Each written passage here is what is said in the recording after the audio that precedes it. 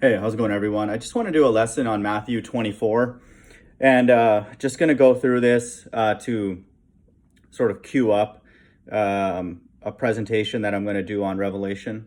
I'm not sure if I'm going to make it a multi-part thing or just put it in one video or one stream, but I basically went through each chapter in Revelation and made like 5 to 10 bullet points on each chapter, just distinguishing where it is, in human history. Is it right now? Is it in the future? Is it in the near future? And then I put sort of just a very simple timeline together. And it's very simple. It's like I've watched other people go over Revelation, and then there's like words all over the place. There's like arrows flying everywhere and all that. I'm just going to break it up into something historical, something that's happened, in our lifetime. And, in the last 30, 40, 50 years, and then going on right now, right before our eyes, and then what's in the future, and the near future, and then the distant future. And so, it'll be fairly simple, and then it will be rooted in the video that I made on Revelation 11 of the two witnesses. And then that time period is the only thing that is absolutely fixed and will not change, that 3.5 year period. And that number keeps coming up over and over again in the book of Revelation. And, I'll keep referencing that when it's appropriate. And then that will be sort of the foundation, the core of, what I'm going to share in that presentation. And, it makes sense. Like it's clear.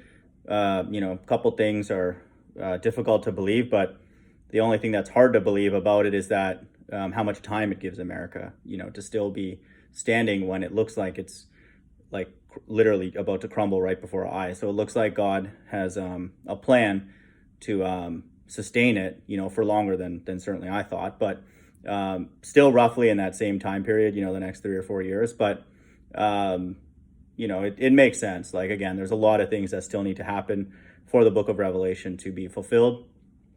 And in the very least, a 3.5 year period, that I don't believe has started yet.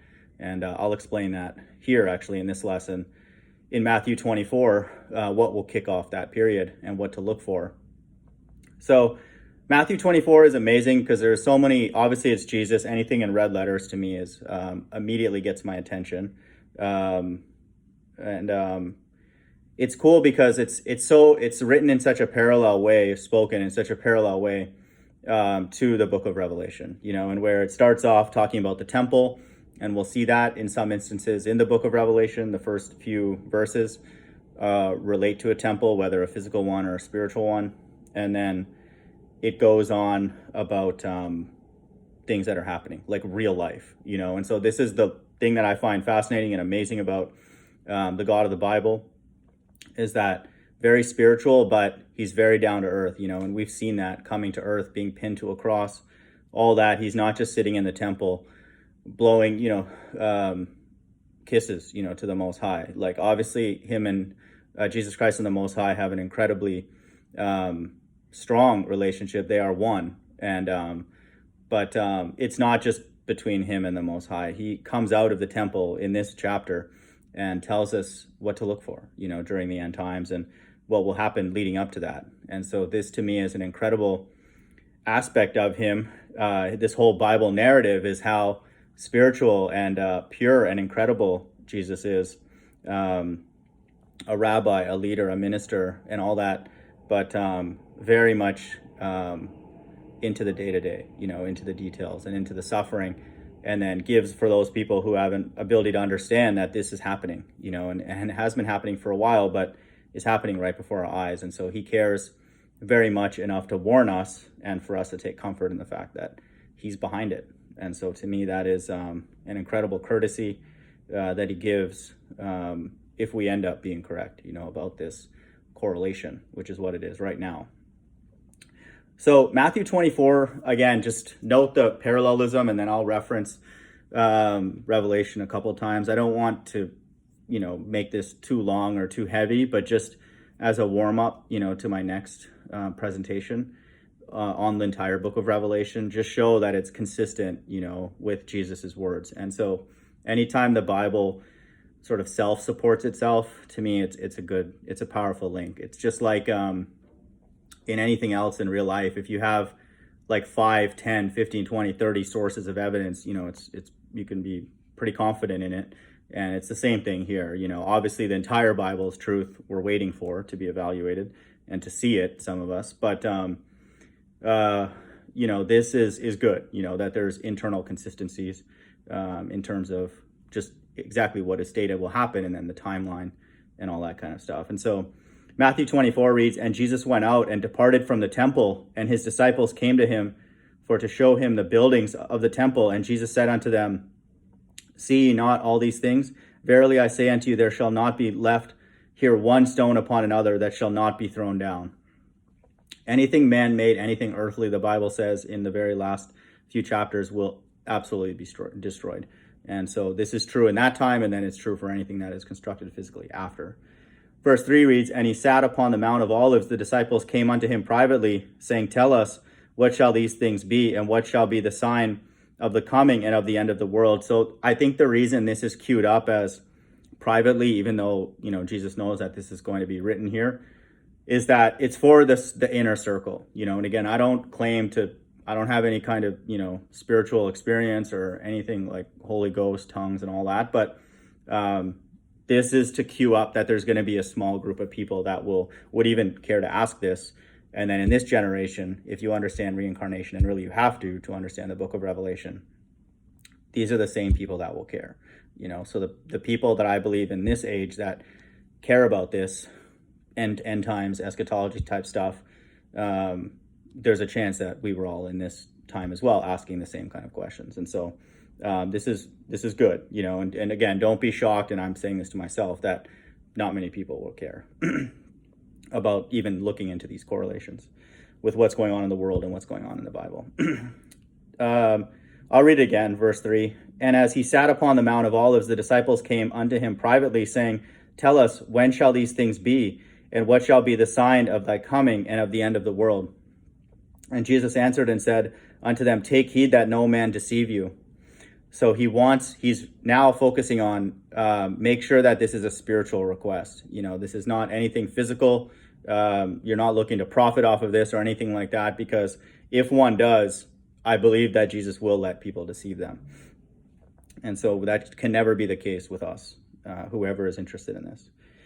Verse 5, "For many shall come in my name, saying, I am Christ, and shall deceive many." They will be successful.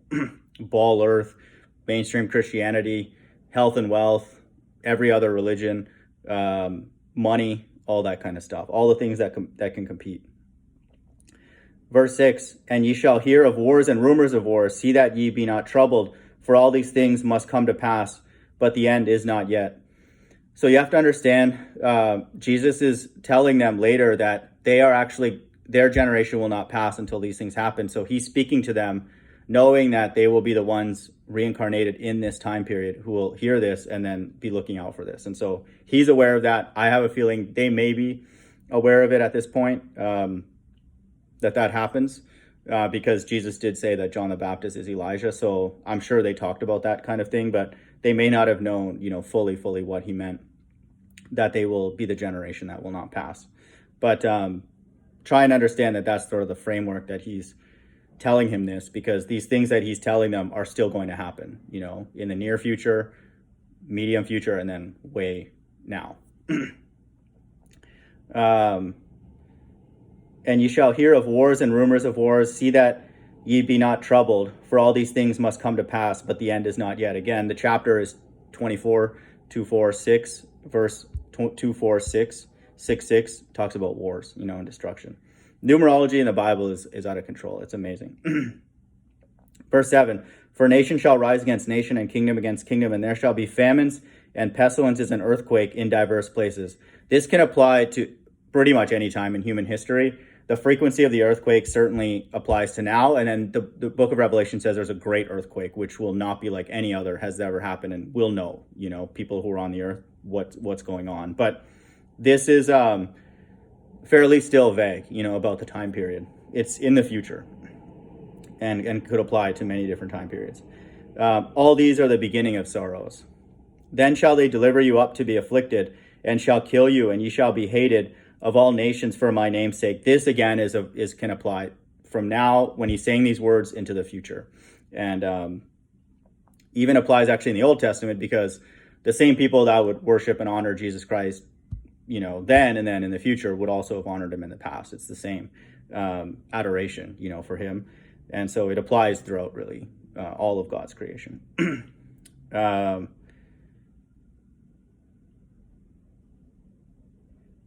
Okay, yeah, verse 9. Then they shall deliver you up to be afflicted, and shall kill you, and ye shall be hated of all nations for my name's sake. Just for his name's sake, not even all the other things, because I think he's then now alluding to the fact that there's not much people can do besides that. They're not going to go and change anything or change the structures. Just simply having allegiance towards Jesus Christ may lead a person to death, and has throughout human history.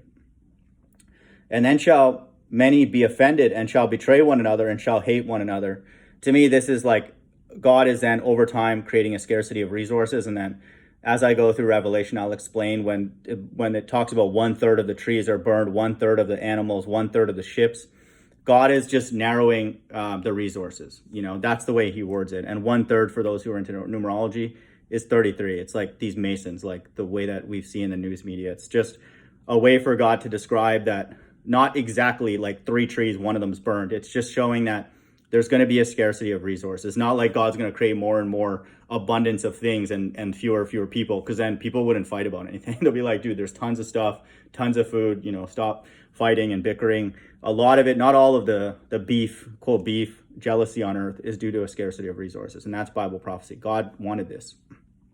And he's saying here in verse 10, and then shall many be offended, and shall betray one another, and shall hate one another. They'll get jealous. You have this, there's not enough of this, and then people will fight, because they don't have faith. Verse 11, and many false prophets shall rise and shall deceive many. They'll be successful. We see that happening in this day with people just not teaching the Bible correctly, not even close. And God's making fun of them, using them. And verse 12, to fulfill this verse. Verse 12, and because iniquity shall abound, the love of many shall wax cold. Again, that's consistent with the world that we live in. Again, scarcity of resources. God has created this ecosystem. Verse 13, but he that shall endure unto the end, the same shall be saved. So this I find very, very interesting. Now he's really skipping 2 sequences that are consistent in the book of Revelation. And so now, starting with very, very general statements, he's ended off with a few general statements that are still very important. Verse 9, deliver you to be afflicted. Many shall be offended, betray one another. Many false prophets shall arise. Iniquity shall abound. Those are can apply from, like I said, when he said those words to now and going forward, for sure. It doesn't seem like it's tapering at all. But here he starts getting specific and consistent with the book of Revelation. And in particular, for those who want a little bit of a sneak peek, Revelation 14 is an excellent summary of the sequence of events in the end times. And Jesus is following that right here. He's saying, first in verse 13, but he that shall endure until the end, the same shall be saved. This is also why 13 has significant number in numerology and people.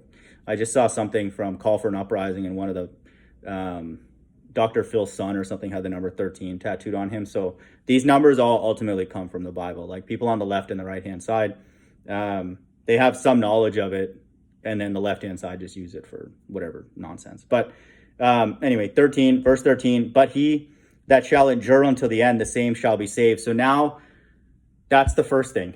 He's talking about salvation first. That's kind of peculiar, because one would think that would be way at the end or something down the line. But Revelation 14 starts off with 144,000, a vision that John the Revelator is receiving of them already redeemed from the earth. So I believe the end times will be kicked off with 144,000 being removed from the earth. They are God's elect. They're his precious. They might be literal virgins. They're not allowed to lie. Can you imagine those kind of people operating in this world? It has to be soon, just by their definition of who the 144,000 are. And again, this is all assuming that the Bible's true, obviously. And then, we're in the end times. and the Bible's not true, but like way down the road, and that doesn't make sense now. I've literally dismissed that completely because the mark of the beast is here. Like, there's no reason for me mentally to even entertain that. That's why I would say I'm putting my foot on the gas a little bit more with Revelation and end times verses, because we know it's now. Like, there's no having to be ambiguous about it. Is that if the Bible's true, it's going to show itself to be true in this period, is what I'm saying. Doesn't guarantee that the Bible's true, but it's going to express its truth soon. And so, first, salvation. That's what is promised. That's if we go in sequence here. And then in coincidence, Revelation 14, it's the same thing.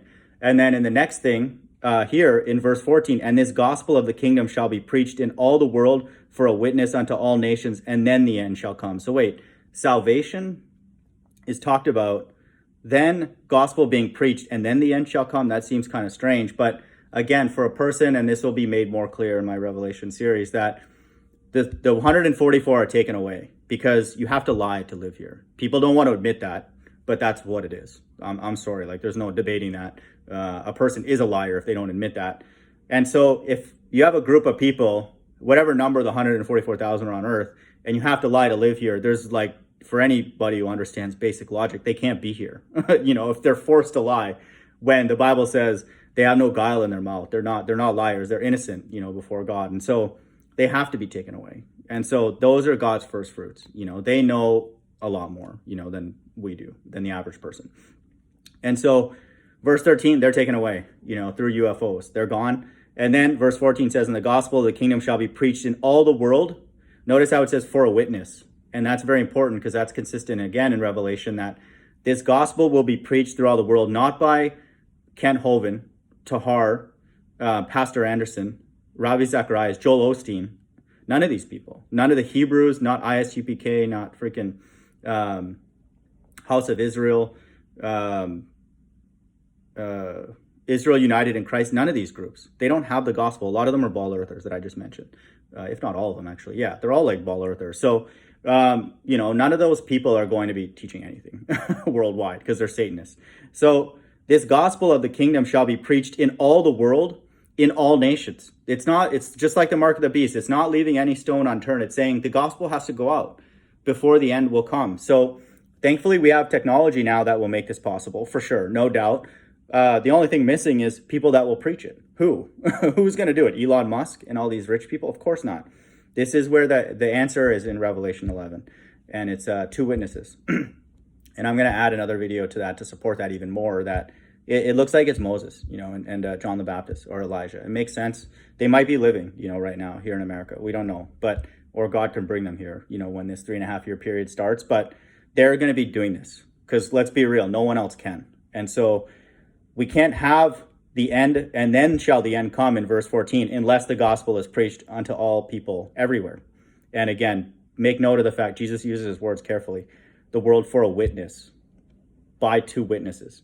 Verse 15, when ye therefore shall see the abomination of desolation spoken of by Daniel the prophet stand in the holy place, whosoever readeth, let him understand. So that's the temple in the Middle East, in Israel, is completely defiled. It's not about God. It's not about the Bible. It's not about Christ. It's not about anything. So that abomination has been there and has been there for a while. And the Bible says in Revelation, it will only be for this 3.5 period. Like, there'll be an end to it. It won't just keep going on forever. And so it follows the same 3.5 year period that the two witnesses are prophesying to the entire world. And so that, I believe, this verse also applies to a time in history, but it also very much applies to what's happening right now in the quote holy place, in Jerusalem. In Israel. And so the holy place is not America. I've never seen one verse, people can bring it to me, haven't seen one verse ever where America is described as the quote holy place. It's described as a bloody city full of lies, a whore, the great city, Sodom, Egypt. The list goes on. A beast, like everything. So this is a layered prophecy, in my opinion. Verse 16, then let them which be in Judea flee into the mountains. I believe this is now historical. So he's switching time frames, but this also, I believe, is again layered. This can apply to the panic that's going to happen, and is happening right now in that part of the world. Let him which is on the housetop not come down to take anything out of his house. Let him which is in the field return back to take his clothes. And woe unto them that are with child, and to them that give suck in those days. But pray ye that your flight be not in the winter, neither on the Sabbath day. These again are layered prophecies, like the Sabbath, the ravaging of the temple, in 70 AD, and then now, in the quote end times. These are all things like there's just going to be chaos, and this is also partially going to be, it's going to be started by the two witnesses, and then their 3.5 year period, and then it just gets worse after that. It's just God, Jesus coming again and cleaning up everything. Then let him which be in Judea flee to the mountains. Then let him which is on the housetop not come down to take anything out of his house. It just means that there's going to be a massive panic, like something big is going on. Neither let him which is in the field return back to take his clothes. And woe unto them that are with child, and to them that give suck in those days. But pray ye that your flight be not in the winter, neither on the Sabbath day. For then shall be great tribulation, such as was not since the beginning of the world to this time, no, nor ever shall be. And except those days should be shortened. So now he's actually focused in on the 3.5 year period where these two witnesses are prophesying. So during that time frame when the gospel of the kingdom shall be preached. So really there's 3 time frames that Jesus, in a very sort of macro level, and this is what I'm going to go into, and I believe the entire book of Revelation cannot be understood unless a person knows these 3 major things. Verse 13 says there'll be a group saved, the elect, consistent with Revelation 14. Then the gospel will be preached in a 3.5 year time period by the two witnesses. And then the end shall come, and that's the final destruction. That's when Jesus and all of the angels, all the UFOs come and destroy everybody with the mark of the beast. Those are the 3 time periods. So now when he's going into everything after that, when you see the abomination of desolation spoken of, now he's zooming in on the middle piece. This is consistent with Revelation 11. If you read that, and I'll go through it, it speaks of a group, the actual temple, the spiritual temple, the 144,000. Then it speaks of the actual temple in Jerusalem in the Middle East, and then it talks about it being defiled outside of its courts and being trampled by the Gentiles and that kind of thing. And so now he's zooming in from starting 15 onwards into that middle time period of the gospel being preached. And again, it's absolutely consistent with the book of Revelation. Again, he wrote the entire thing, so it's not a big surprise. But so verse 15 is consistent with Revelation in that time period. And then 16 and so on, like I was reading, is just panic. This is just when the whole world is just panicking. And then this is actually when people start coming together in this quote new world order. Everybody is against the two witnesses. They know now that those two people in America are creating all this stuff, and then they actually start fighting them, and trying to kill them. So in verse 21, for then shall be great tribulation, such as would not since the beginning of the world to this time, no, ne'er ever shall be. So that's at the end. He's describing everything here as like the crescendo, the buildup, and it's coming. I believe it's coming soon. It has to. Verse 22, and except those days be shortened, there shall no flesh be saved, but for the elect's sake those days shall be shortened. So now it's interesting. He's switching a little bit of the time periods where he's saying that he's now flipping back to the first time period, because he says that, but he that shall endure till the end, the same shall be saved.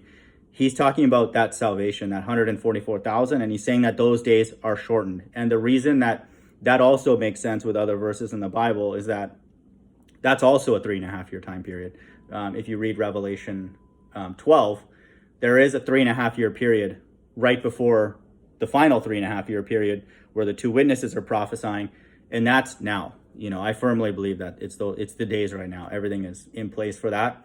But Jesus is saying here that these days can be shortened, and that's because only the Most High knows, when this 144,000 are taken away. It's up to him. No one else knows the day or the hour.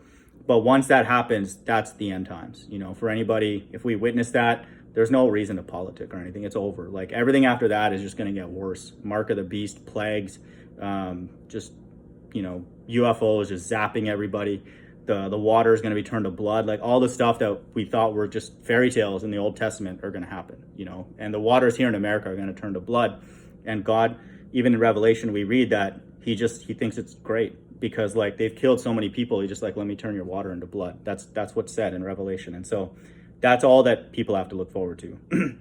I hope to God I'm nowhere anywhere near that. But let's say we are, and the 144 taken away, it's like our mind should be out of this place. Like I'm talking about everything going on. There's nothing to politic. There's no freaking work the next Monday, anything like that. It's like now the whole world is against these two witnesses. And then once the world kills them, then the world's going to be against God. And they're going to lose by a lot. Like they'll beat the two witnesses, like physically to death, think that they've accomplished something.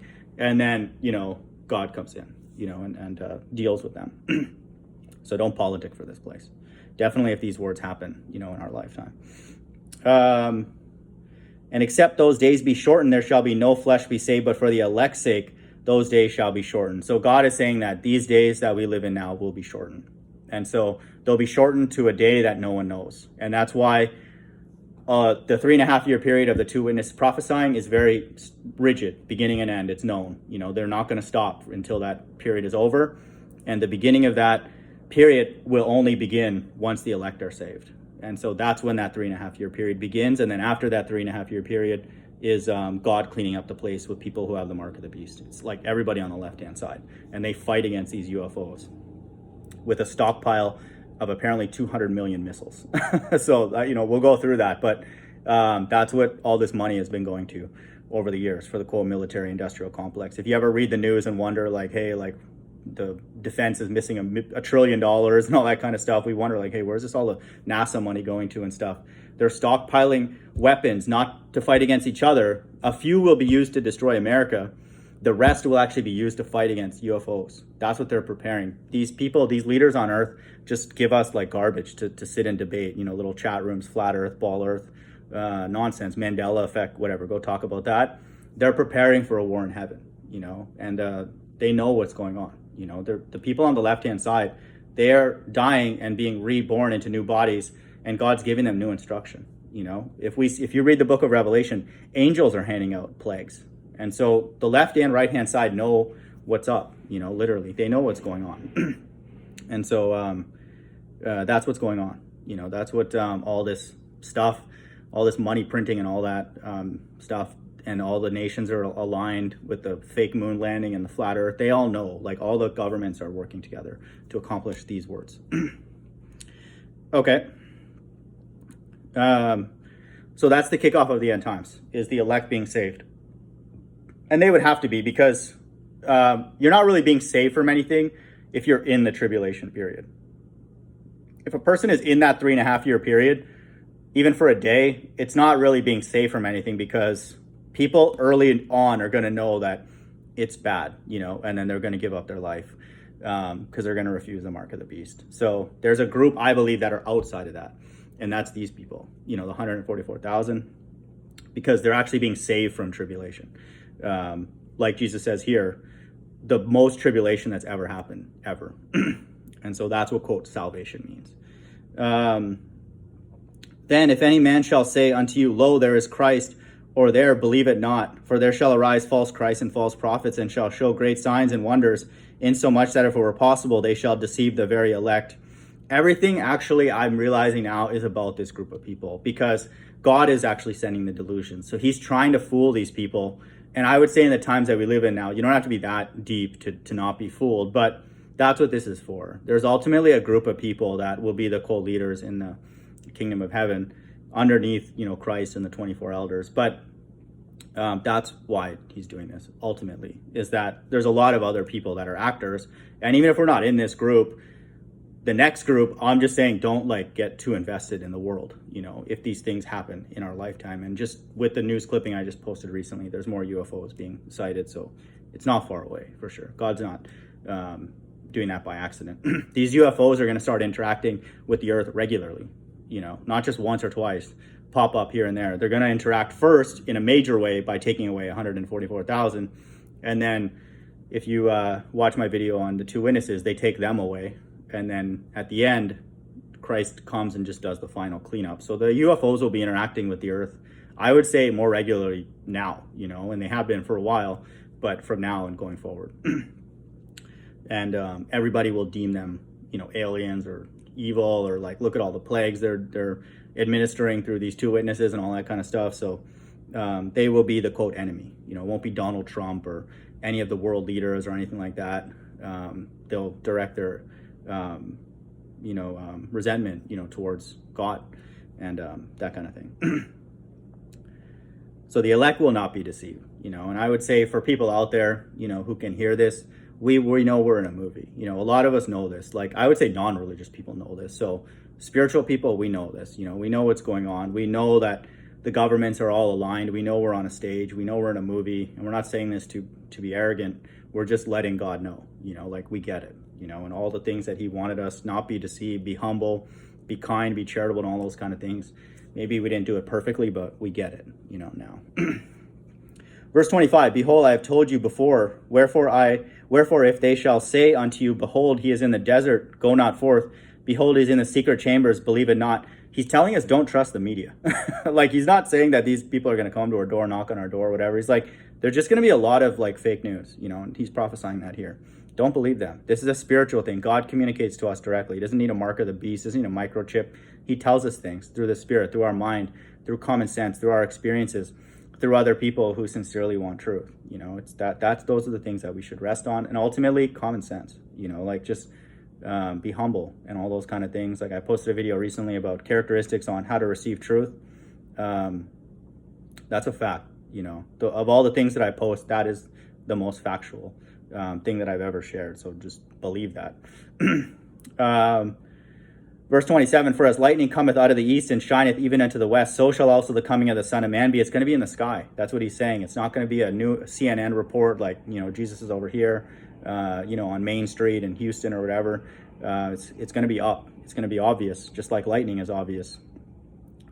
For wheresoever the carcass is, there will the eagles be gathered together also. So now that's prophecy, where if you read Revelation, Christ is you're going to know, because he's going to lay everybody out, and then you're going to see just dead bodies. So it's not going to be a big mystery. Verse 29, immediately after the tribulation of those days shall the sun be darkened, and the moon shall not give her light, and the stars shall fall from heaven, and the powers of heaven shall be shaken. After the two witnesses are done, there's a huge earthquake. And that's what he's describing here. So so he's jumping around, but for those, again, once a person can go through my Revelation video and accept it, this will make sense. And so whatever he's referring to is correct, whatever block that he's referring to in Revelation. It's internally consistent to that.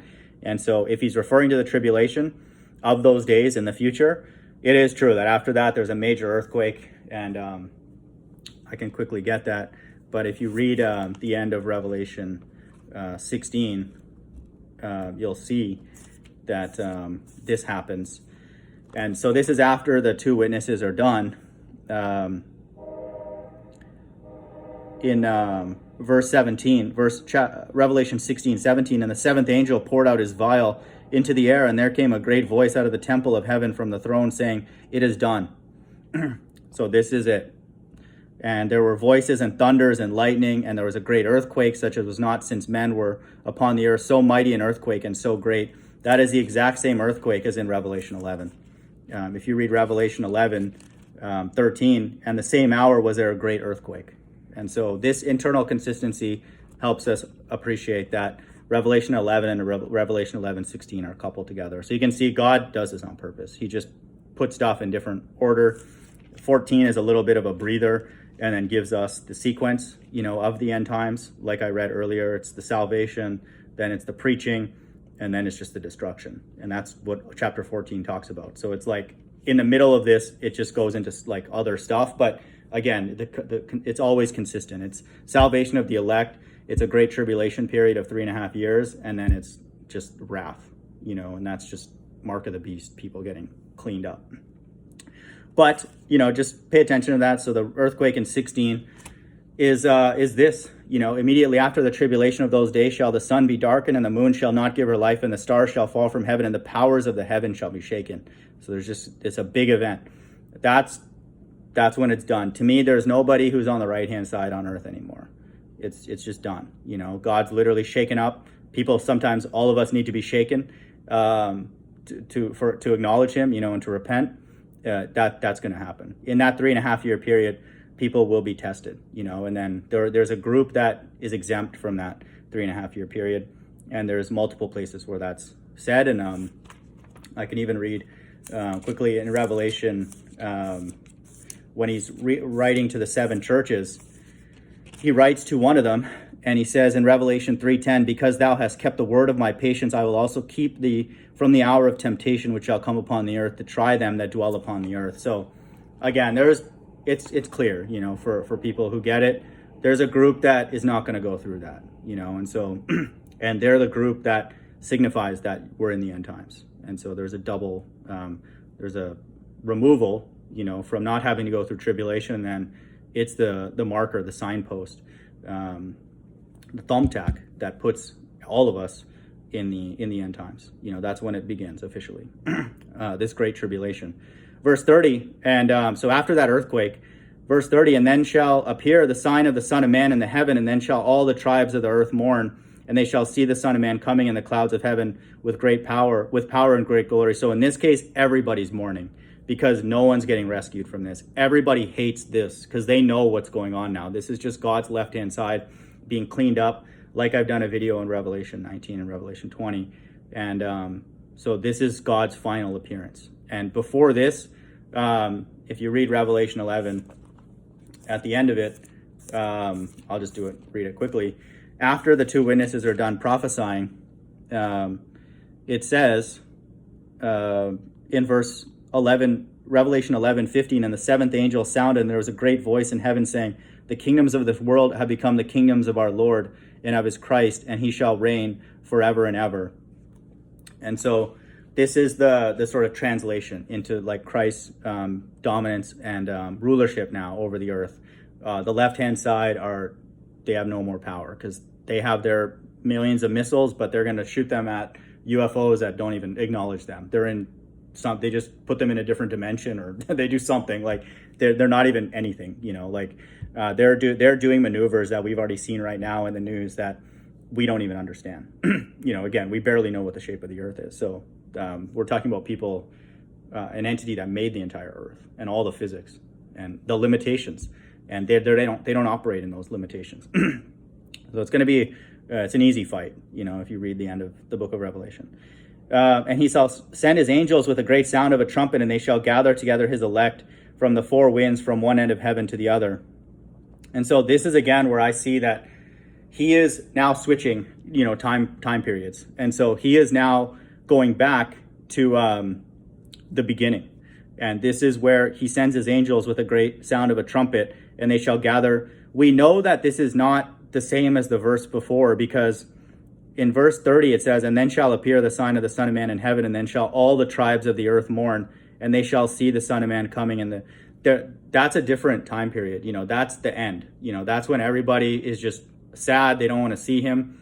That's not in verse 31, because those people would not even be anywhere near that time period, like where people are mourning and don't want to see God. There's lots of people right now, lots of people who are looking forward to this. And so those are the people that are these elect.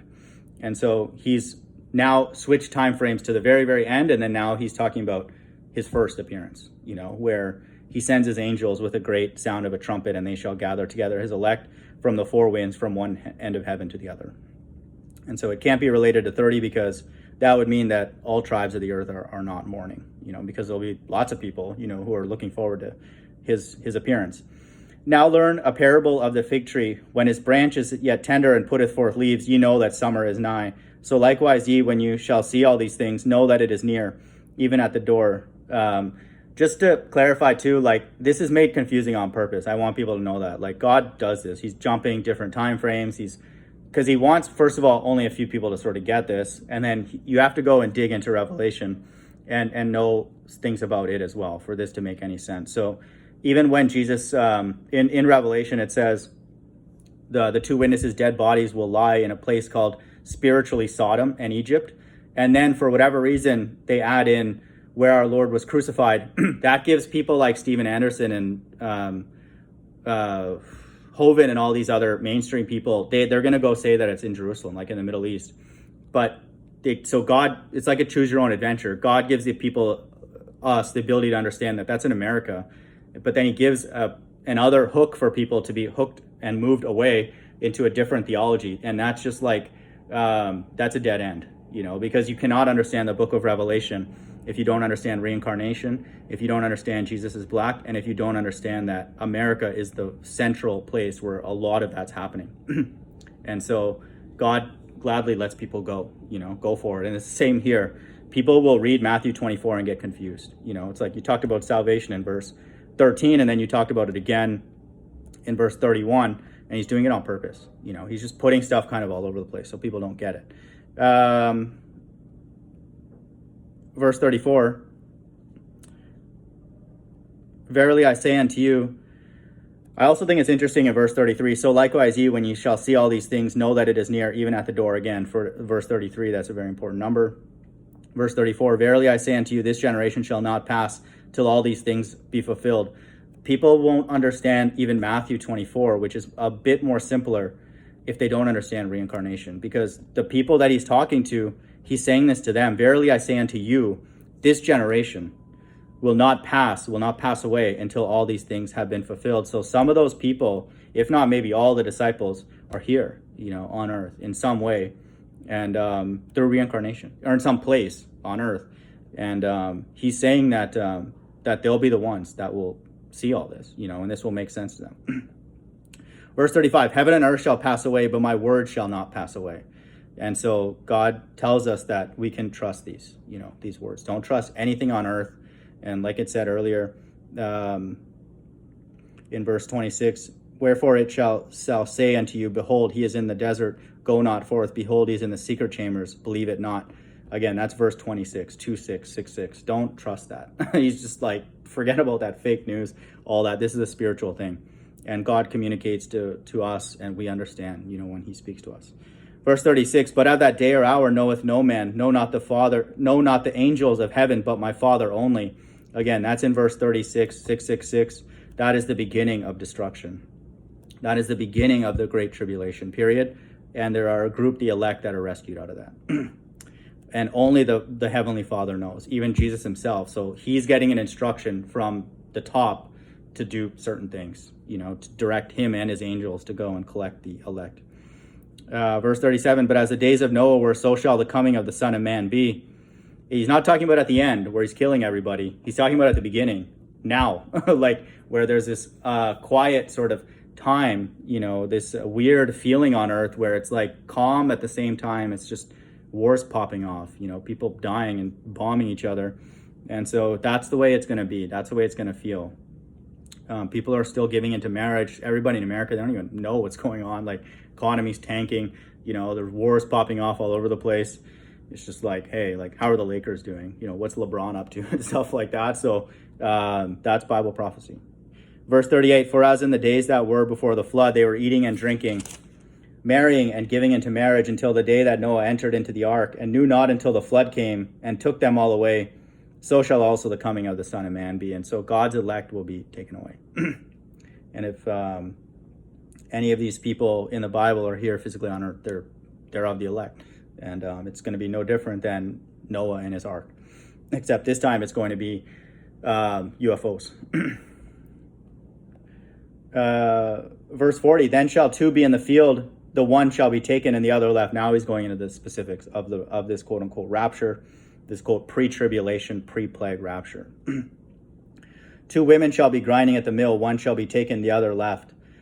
Watch therefore, for ye know not what hour your Lord doth come. I believe that it's 144,000 are men, but their circle, their group, righteous people around them, God is going to give them all, the gift of being taken away. So it's men and women, but it's predominantly for his elect. Watch therefore, for you not know what hour your Lord doth come. But know this, that if the good man of the house had known in what watch the thief would come, he would have watched and would not have suffered his house to be broken up. Therefore be ye also ready, for in such an hour as ye think not the Son of Man cometh. This has to be really now. Like, it's not when the two witnesses are giving people sores who have the mark of the beast. Everybody knows that that's God. Anybody with common sense knows that that's not a human thing doing that. And it would be Moses and Elijah. And so, like, you just got to go and ask them, like, hey, who are you? They're not going to lie. They're not allowed to lie. The elect are not even allowed to lie, much less those two who are like 24 elders, maybe even above the 24 elders, the two on the Jesus's left and right hand side. They're not going to lie. They're going to know everything about this Bible because they're the main players in it.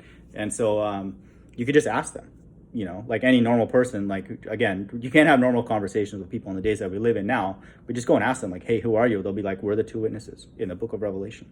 And so, like, you know, it won't be that complicated. And so it can't be in that time, is my point, that this thing will happen, because we would know that it's in that time period. But this has to happen at the beginning to kick it off. Verse 44 again, therefore be ye also ready, for in such an hour as ye think not the Son of Man cometh. Again, it's verse 44, which is like 144. It's for the 144. Verse 45, who then is a faithful and wise servant, whom his Lord hath made ruler over his household, to give him meat in due season? Verse 46, blessed is that servant, whom his Lord, when he cometh, shall find him so doing. Verse 47, verily I say unto you that he shall make him ruler over all his goods. Verse 48, and if that evil servant shall say in his heart, my Lord delayeth coming. Verse 49, and shall begin to smite his fellow servants, and to eat and drink with the drunken. Verse 50, the Lord of that servant shall come in a day when he looketh not for him, and an hour that he is not aware of, and shall cut him asunder, and appoint him his portion with the hypocrites. There shall be weeping and gnashing of teeth. That's a lake of fire. We don't want any part of that.